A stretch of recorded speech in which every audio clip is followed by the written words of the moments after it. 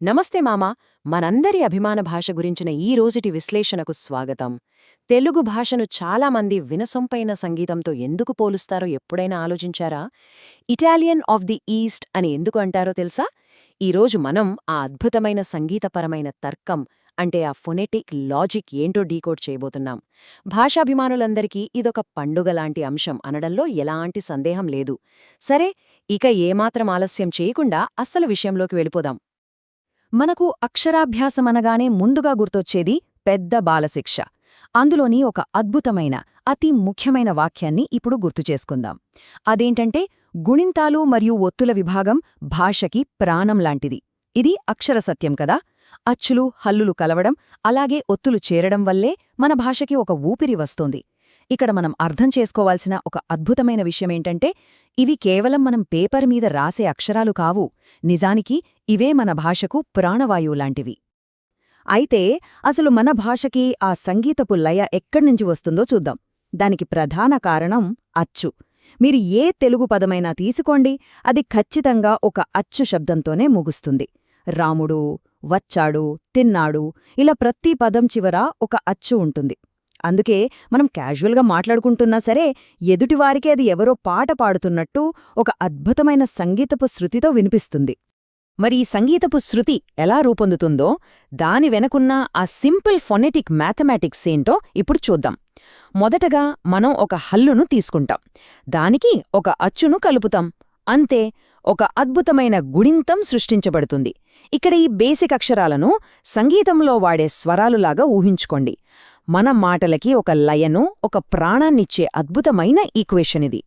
ఈ లాజిక్ ఎంత పర్ఫెక్ట్గా పనిచేస్తుందో ఈ చిన్న బేసిక్ ఉదాహరణ చూస్తే మీకే అర్థమవుతుంది. క అనే హల్లుకి ఆ అనే అచ్చును కలిపితే కా అవుతుంది. అదే కకి ఆ కలిపితే కా అవుతుంది. ఇక్కడ మనం వాడే తలకట్టు, దీర్ఘం, కొమ్ములు లాంటి గుర్తులు కేవలం రైటింగ్ సింబల్స్ అనుకుంటే పొరపాటే. ఇవి శబ్దం యొక్క ఫ్రీక్వెన్సీని అమాంతం భౌతికంగా మార్చేసే అద్భుతమైన ఫొనెటిక్ స్విచ్ల లాంటివి.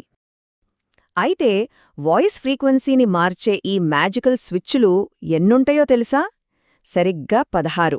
అవును, అక్షరాల 15 కాదు, 17 కాదు, ఖచ్చితమైన 16 గుణింతపు గుర్తులు మాత్రమే ఉన్నాయి. ఈ ఫైనైట్ సెట్ ఆఫ్ సింబల్స్తోనే మనం లక్షలాది పదాలను, ఎన్నో భావోద్వేగాలను అంత స్పష్టంగా, రాగయుక్తంగా పలకగలుగుతున్నాం. ఇది నిజంగా మన పూర్వీకులు సృష్టించిన ఒక గొప్ప లింగ్విస్టిక్ మ్యాజిక్. ఇకపోతే భాషలో ఇంకొక లోతైన, అత్యంత పవర్ఫుల్ మెకానిజంలోకి వెళ్దాం. అవే ఒత్తులు. ఒక అక్షరం కింద మరొక అక్షరాన్ని చేర్చడమనేది కేవలం వ్యాకరణ నియమం కాదు. మనం మాట్లాడేటప్పుడు మన గొంతులో కావాలనే ఒక స్ట్రెస్, ఒక ప్రెషర్ని క్రియేట్ చేయడానికి ఉద్దేశపూర్వకంగా డిజైన్ చేసిన మెకానిజం ఇది. ఒత్తు పలికినప్పుడు గొంతులో గాలి ఒత్తిడి ఎలా మారుతుందో గమనిస్తే, ఏ పదాన్ని ఎక్కడ నొక్కి పలకాలో, ఎక్కడ వదిలేయాలో ఈ ఒత్తులు చాలా క్లియర్గా డిక్టేట్ చేస్తాయి. మరి గొంతులో స్ట్రెస్ని పెంచే ఈ కాన్సొనెంట్ క్లస్టర్స్లో 2 రకాలున్నాయి. మొదటిది సజాతీయ ఒత్తులు, అంటే ఒకే అక్షరం డబుల్ అవ్వడం. రెండవది వియాతీయ ఒత్తులు, అంటే పూర్తిగా వేరువేరు అక్షరాలు కలవడం. ఈ 2 కేటగిరీలు కూడా మన ఉచ్చారణలో, మన కంఠస్వరంలో ఎలాంటి ప్రత్యేకమైన స్ట్రెస్ పాయింట్స్ని క్రియేట్ చేస్తాయో ఇప్పుడు ప్రాక్టికల్గా చూద్దాం. ఇదంతా థియరీగా వినడానికి బాగానే ఉంది కదా. మరి ఈ ప్రెషర్ని, ఈ స్ట్రెస్ని భౌతికంగా ఫీల్ అవ్వడానికి మన వోకల్ కార్డ్స్ రెడీగా ఉన్నాయా? మనం మాట్లాడుకుంటున్నది మన మాతృభాష గురించి కాబట్టి దీన్ని కేవలం వినడమే కాదు, భౌతికంగా అనుభూతి చెందాలి.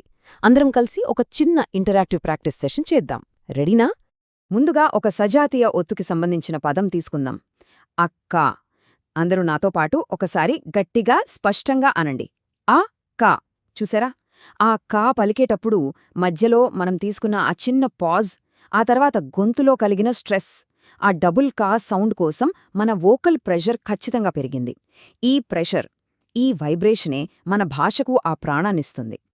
ఇప్పుడు కొంచెం కాంప్లెక్స్ అయిన విజాతీయ క్లస్టర్ని గమనిద్దాం. జ్ఞానం అనే పదం పలకడానికి ట్రై చేయండి. జ్ఞా నం. ఇక్కడ 2 పూర్తిగా భిన్నమైన అక్షరాలు ఒక్కచోట చేరాయి. ఈ పదాన్ని పలికినప్పుడు ముక్కు నుంచి, అలాగే గొంతు లోపలి నుంచి ఒకేసారి ఒక యునీక్ ఫొనెటిక్ ప్రెషర్ రిలీజ్ అవ్వడాన్ని మీరు గమనించవచ్చు. ఈ రెండు రకాల ఒత్తులను మనం సరిగ్గా ఫీల్ అయి పలకగలిగితే మన భాషాలయ మీద మనకు పూర్తి పట్టు దొరికినట్లే. సో ఇప్పటివరకు మనం నేర్చుకున్న ఈ విషయాలన్నిట్నీ ఒక్కసారి సమ్మరైజ్ చేసుకుంటే మనకొక అద్భుతమైన నిజం అర్థమవుతుంది. భాషను పైపైన మాట్లాడటమనేది కేవలం మొదటి మెట్టు మాత్రమే, కాని ఆ శబ్దాల వెనక దాగి ఉన్న ఈ అస్సలైన లాజిక్ని అర్థం చేసుకోవడం చాలా ముఖ్యం. ఈ గుణింతాలు, ఈ ఒత్తులు, ప్రెజర్ పాయింట్స్ ఇవన్నీ కేవలం చదువుకోవడానికి పెట్టిన రూల్స్ కావు.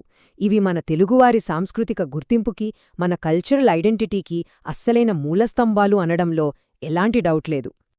ఈనాటి మన విశ్లేషణను ముగించే ముందు మిమ్మల్ని ఆలోచింపజేసే ఒక చిన్న ప్రశ్న. కేవలం ఈ అక్షరాల వెనుక ఉన్న తర్కమే మన కల్చరల్ ఐడెంటిటీని అంత స్ట్రాంగ్గా నిలబెడుతుంటే, ఇక మన తదుపరి అంశం తెలుగు తల్లి, దేశభక్తి మరియు మన ఘనమైన చరిత్ర ఇంకెన్ని అద్భుతమైన విషయాలను వెల్లడిస్తుందో కదా. ఆ విశేషాలన్నీ ఏంటో మన తదుపరి విశ్లేషణలో తప్పకుండా తెలుసుకుందాం. అంతవరకు ఈ అక్షరాల సంగీతాన్ని భౌతికంగా ప్రాక్టీస్ చేస్తూనే ఉండండి. మళ్ళీ కలుద్దాం.